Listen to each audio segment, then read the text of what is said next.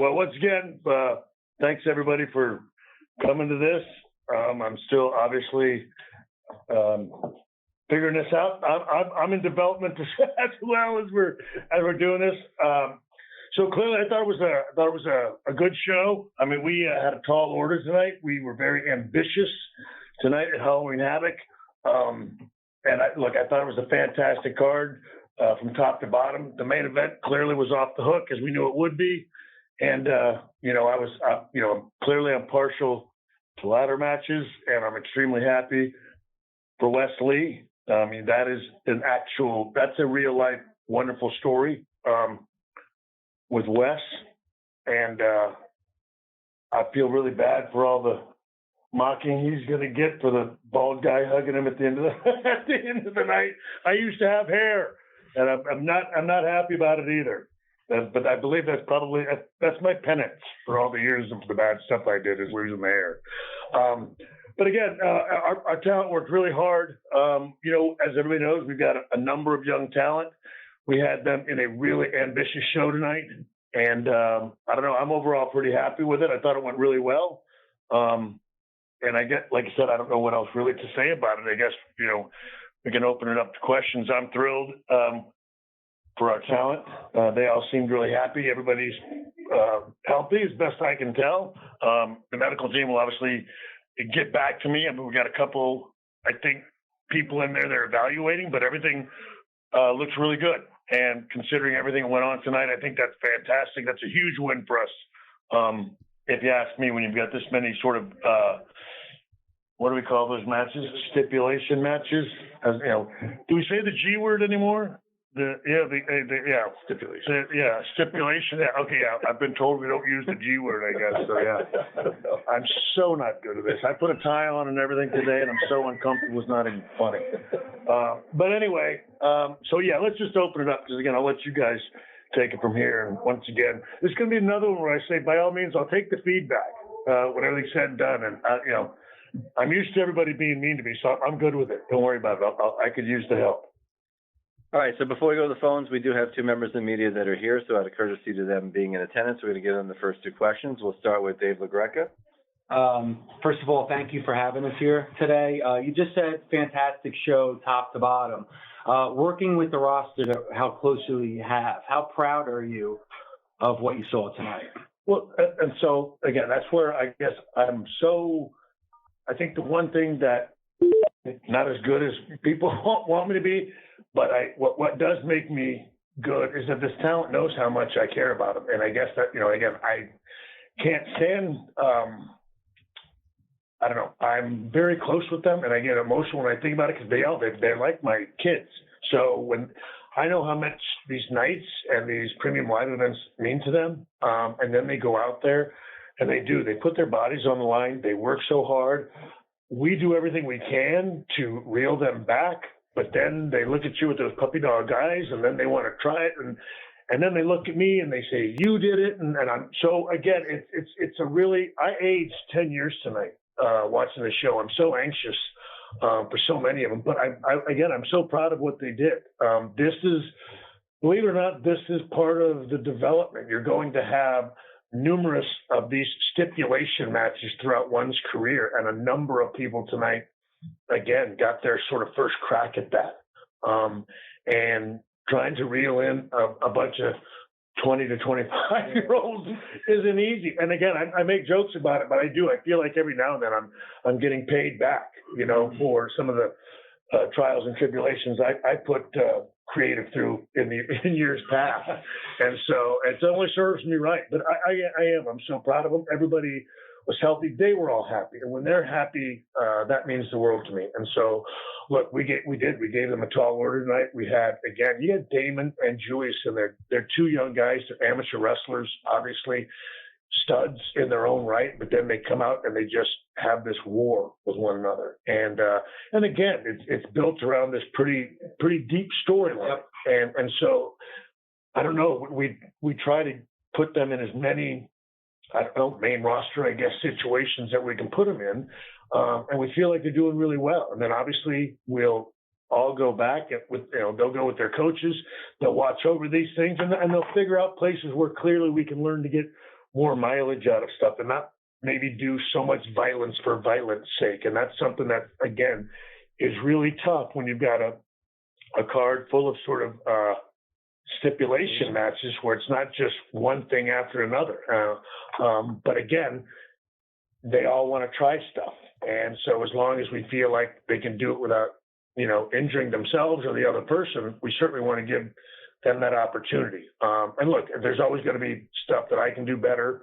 I don't know, again, reeling them back in or, maybe having a different pacing in the show or something like that. But these are all learning tools for all of us. And again, I'm very proud of them. Again, and for me, I can tell it right away on the looks on their faces. And when they come back and they're happy, I'm happy. Again, we can all nitpick, but we save that for, Wednesday and Thursday. On Saturday, I want them to enjoy this moment, especially when it's gone well. They went out there and they crossed all those T's and dotted all the I's that they wanted to, and they feel like they got everything down, and they told their story. We take that as a win here. Yep. Thank you. And again, and yeah, thank you very much for doing this. Everybody really enjoyed you. Oh, really? Yeah, for what it's worth. Yeah, sincerely. Everybody had a fun time with you. Mackenzie said you and Sam just had a great rapport up there, and everything I saw was fantastic. So thank you very much. Well, they make it easy. So thank you for the opportunity. You bet. All right, next question will be here in the room from Jay Reddick from the Orlando Sentinel. Shawn, that main event, that come off like you wanted to? I know the contrast of styles that come into it with Europe and U.S. style and everything else, hard hitting. Was that did that meet or exceed your expectations? So it exceeded it, but again, I know those guys were going to tear the house down. And so look, Ilya's very special in his own right, but I'm just going to say, JD is one of the most talented young men I've seen this. I've been a fan of his since we had him in UK, and he has been special from day one. I think he is so good. There isn't anything that young man can't do. And so as you've got Braun and Ilya, and you need, the perfect guy to tie that together. And JD is that guy. And once again, Braun, look, because of his last name, you know what I mean? Everybody, he's supposed to, it's expected of him. It's in his blood. But again, he's been doing it for a year, and he is exceptional. And it really is staggering when you think, how well he's done in such a short time. And again, I'm trying to compare. I was now going back to Texas All-Star Wrestling in about a year, and just trying and getting in. I think my first main event with Chavo Guerrero, if I remember correctly. And I don't know. And again, to think where he's at a year is staggering. And I think that's something that, again, and I love this business, but we sometimes lose perspective on how short the time has been that, again, him and the Creeds and, Tony D'Angelo, Cora, and again, Cora was on the Indies before. Yes, for a whole year or 2 years. Yes, she's a lightly veteran at 3 years. My goodness, you know what I mean. At 21, dagnabbit, her best days are behind her. You know what I mean? Yeah, it's the average age of 21 in there with her and Roxanne. And so again, like I said, I felt like at 5 years I was sort of getting the hang of it, and then of course at 10 years you look back at 5 years and you go, I didn't know anything. And then at 10 years, you think, and then at 15, and that slowly goes on. But they're at a year here at this place. And so I'm so exceptionally proud of all of them. But that match was, I knew those guys were going to tear the house down. But I loved working with, Ilya and JD in UK. And so when we had the opportunity to get those guys over here, there were, no doubt about it, because those guys can go. All right, so we will go to the phones. Thank you. If you would like to ask a question, please signal by pressing *1 on your telephone keypad. If you are using a speakerphone, please make sure your mute function is turned off to allow your signal to reach our equipment. Again, press *1 to ask a question. We'll take our first question. One question per outlet, please. Thank you. And we'll take our first question from Mike Johnson with PW Insider. Did you I not literally pick up just the last call? No, I literally just dialed in, so that's hilarious. Hi, guys. That's tremendous. Really good show tonight. We don't plan this, just Yeah, for everybody to know. We don't plan this. Excellent. The main event was already asked about by Dave, so I'll ask my number 2 question. We saw a little bit of cinematic, the cinematic production with the Haunted House and Alba Fire and Toxic Attraction. I wanted to get Shawn's thoughts on that sort of type of presentation for pro wrestling, because it's completely different than anything he ever did during his career. And I also wanted to point out, like, the video packages for the show and in general have been completely different from anything on the main roster. And I wanted to ask, what has it been like kind of trying to put that stuff together, as well as the cinematic stuff, so it differentiates itself from Raw and SmackDown?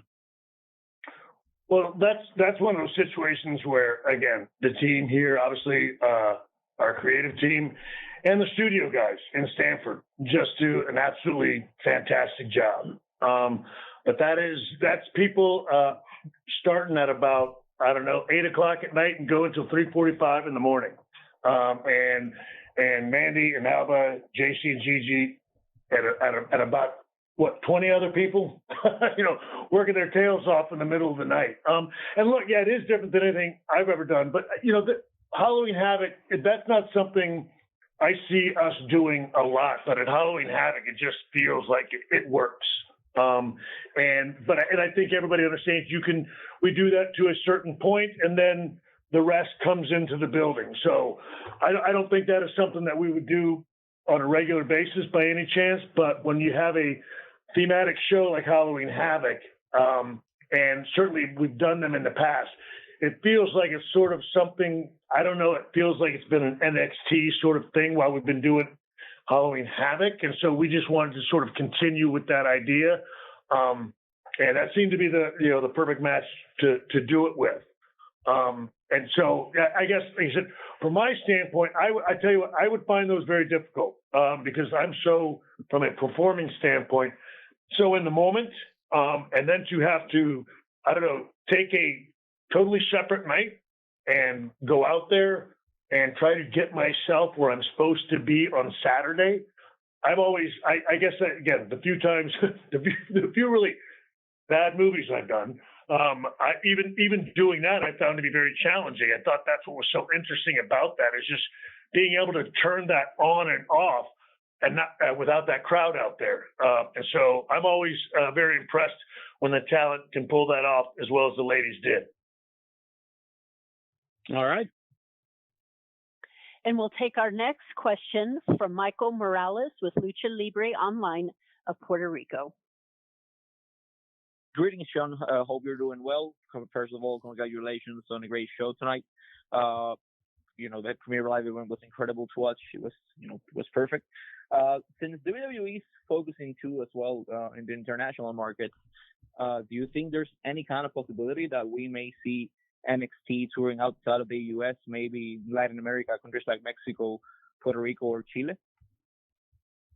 Well, so certainly from an NXT standpoint, obviously we've been getting out on live events here in Florida, and we're certainly looking forward to getting out of Orlando in 2023. So that's obviously something from an NXT standpoint here, getting out for our premium live events. And look, hopefully that means getting out for just live events as well outside of Florida. But that's, those are decisions that come from people above me. We certainly want to do it. We're excited to do it. But we're going to start with premium live events and probably see how that goes first. And when it comes to NXT expanding outside of, the U.S., certainly NXT Europe is going to be coming in 2023. And I know there's been talks of NXT Japan and NXT, I believe, Mexico. And so possibly NXT Japan. And those are obviously probably farther down the road. But it's my understanding that those are some announcement that could be coming not too far down the road in 2023. And look, I'll say this. The one thing everybody's excited about this company never sleeps, and we are constantly trying to grow and expand. And I'm sure, I have no doubt, I can't tell you how I know, but I know a guy that's pretty interested in NXT and its expansion. So I'm sure those things are not far down the road at all.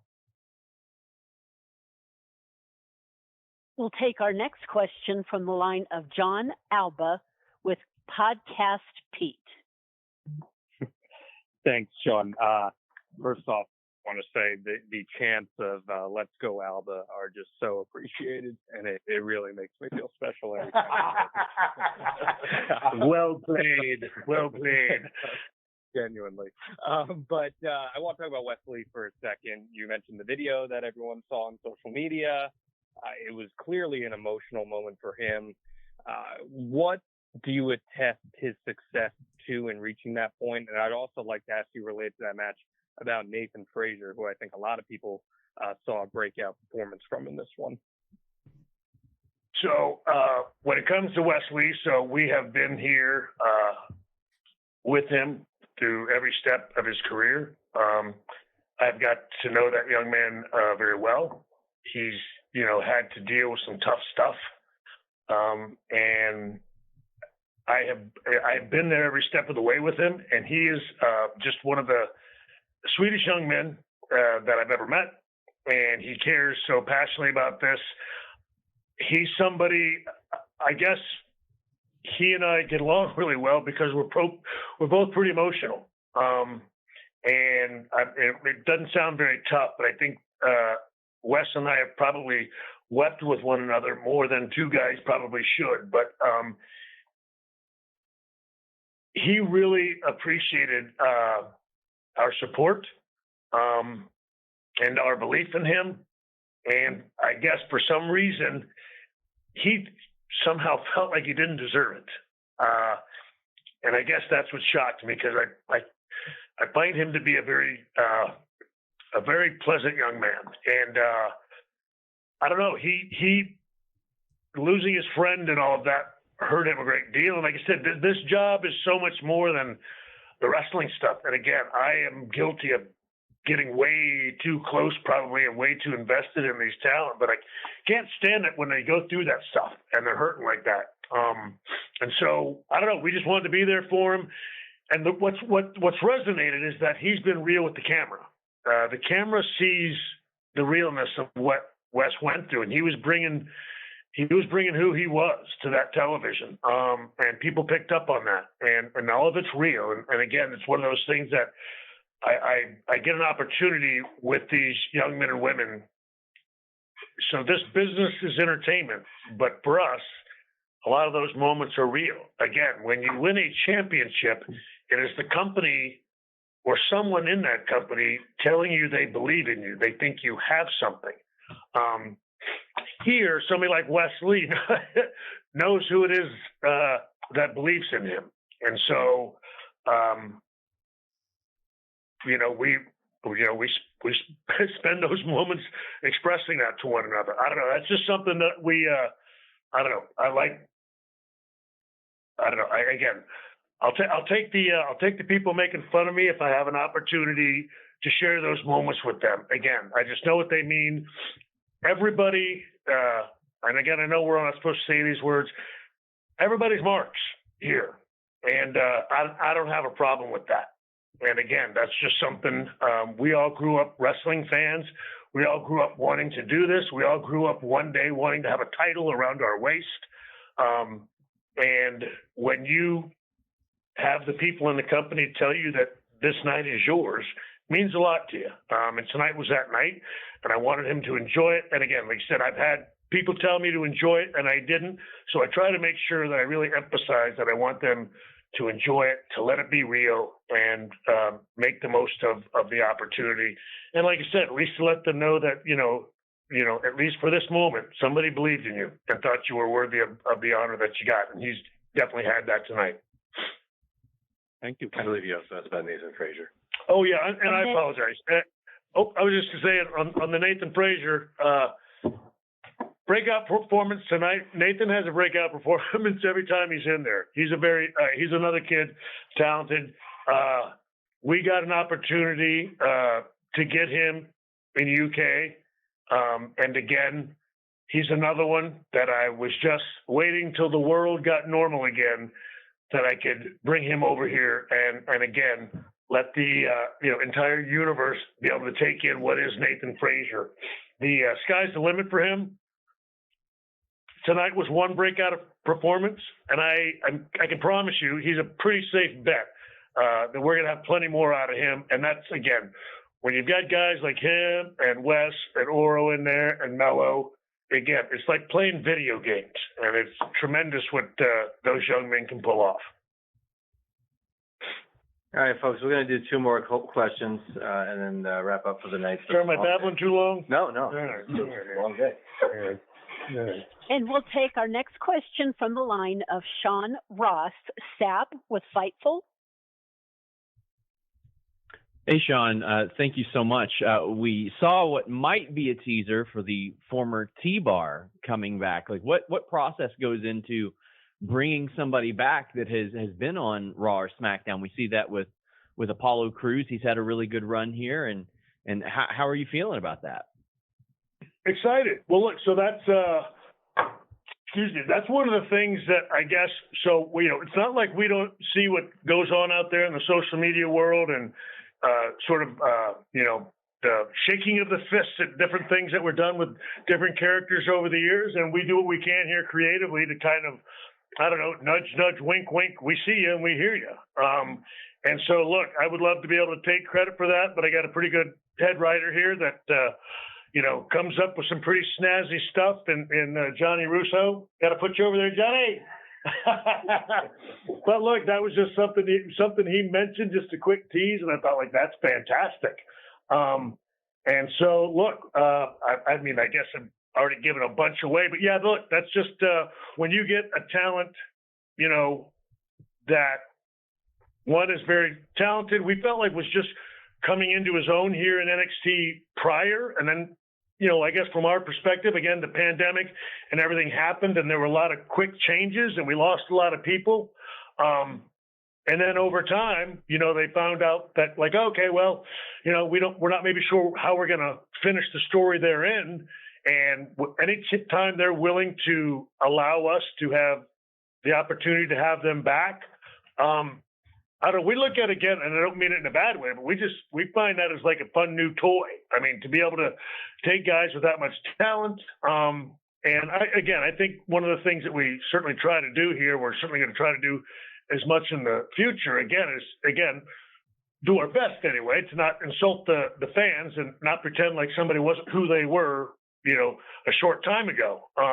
But just sort of connect the dots, get you thinking, get you, teasing it and making you feel like what's going to happen. And then obviously down the road, we surprise you and you think that it's cool and it works.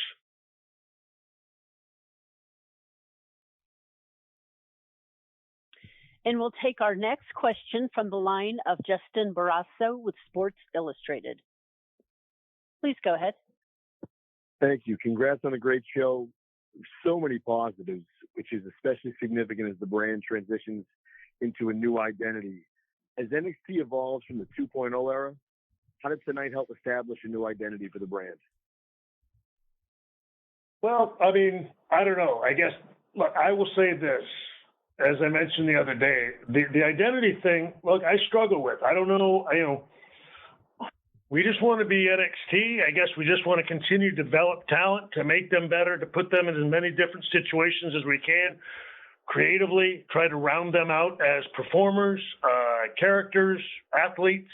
And I think every time we do that, every positive show we have, every step in the right direction that we take, those are the positives, and that's the identity. I guess, again, we've talked about this before. I mean, it's always somebody's NXT, and I don't know. I don't want it to be dubbed as mine.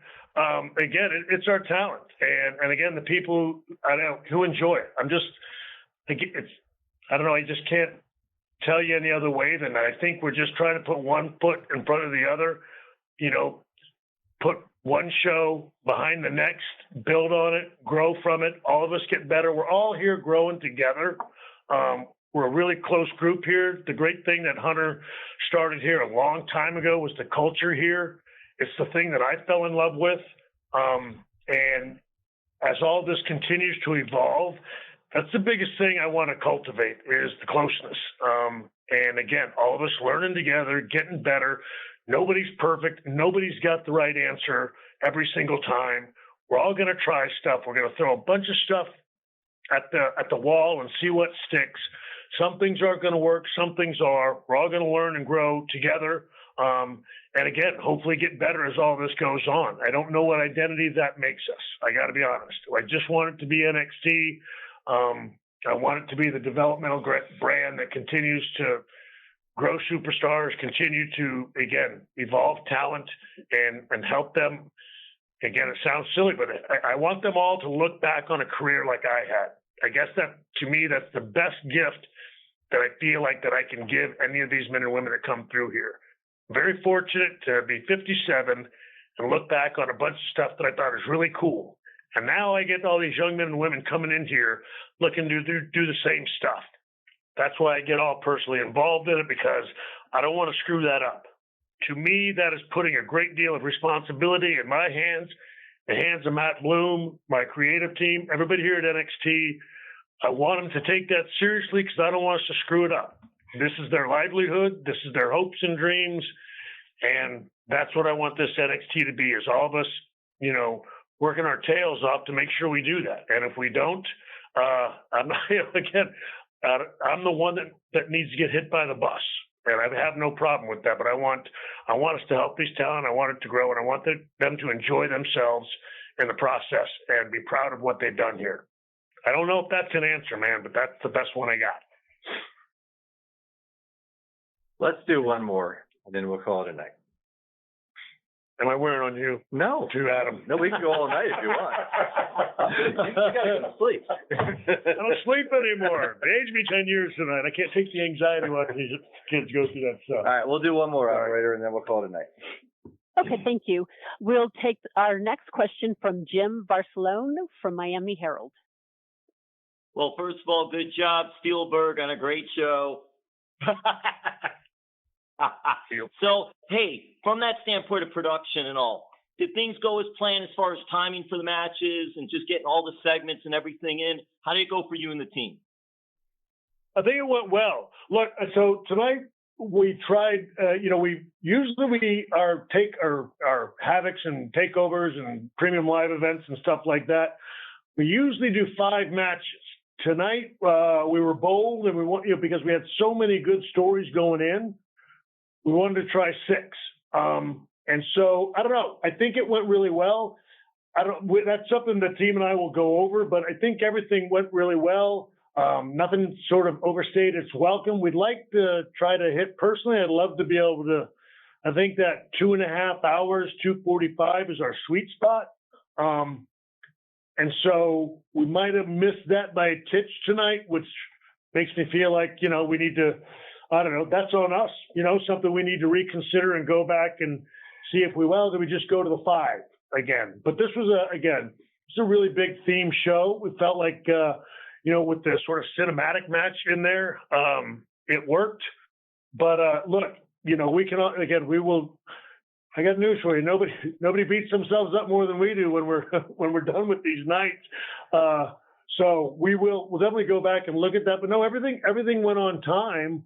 And look, I guess that's one of the things you guys tell me. If you felt like it was a little long, let us know. And like I said, I wouldn't blame you if you did. We're getting close to 3 hours. We don't want to quite go that long, I think, but this was a really big one for us. We had a lot of really important matches on there. So this is one of those ones where you try to swing for the fence and, I don't know, see what y'all give us. You know what I mean? I'll take stand-up triple, but if it's less than that, I know. You guys tell me. Well, thank you. And that Kemp ambulance leaving and Mandy and Alba coming, transition to the...